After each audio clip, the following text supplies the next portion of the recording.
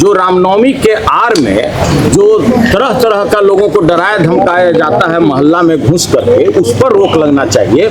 माननीय मुख्यमंत्री को खुश करने में तरह तरह की बात कर रहे थे कि ये हैं वो हैं, ये कौन विश्वकर्मा है, अपने को कौन पुत्र मानते हैं, मानस पुत्र मानते हैं। मानस पुत्र का डिफिनेशन क्या है?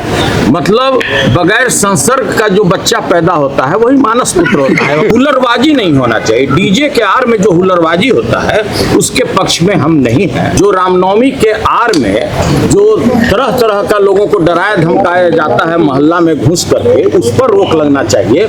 शादी विवाह में डीजे पर कभी भी रोक नहीं लगना चाहिए। मंत्री अशोक चौधरी के भाषण के दौरान बाहर आ गया सभी सदस्य। ऐसा है कि अगर डीजे को अभी एक लिमिटेशन है, अगर एक साउंड उसका जो पीछे अंदर में अगर कोई डीजे बजाता है तो अपराध नहीं है। और होली तो जो है, होली पर भी है उल्लास का। अब हम कैसे कह दें कि भाई उस पर डीजे नहीं बजना चाहिए?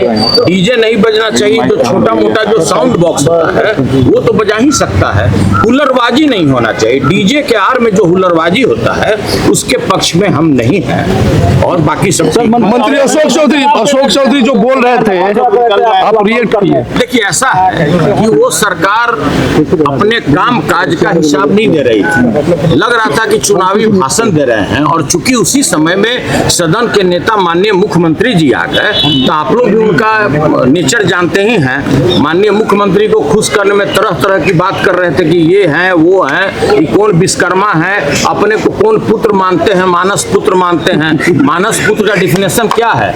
मतलब बगैर संसर्ग का जो बच्चा पैदा होता है वही मानस पुत्र होता है। पता नहीं कि ब्लूटूथ से कैसे जन्म ले लिया। तो भाई उस सब देखिए, झूठ मूठ का बयान किएगा फिर कुछ बात और बोलेंगे तो आप लोग झूठ मूठ का मुद्दा बढ़वाते हैं। हमारे बड़े भाई हैं, बड़ा उनका सम्मान है मेरे दिल में।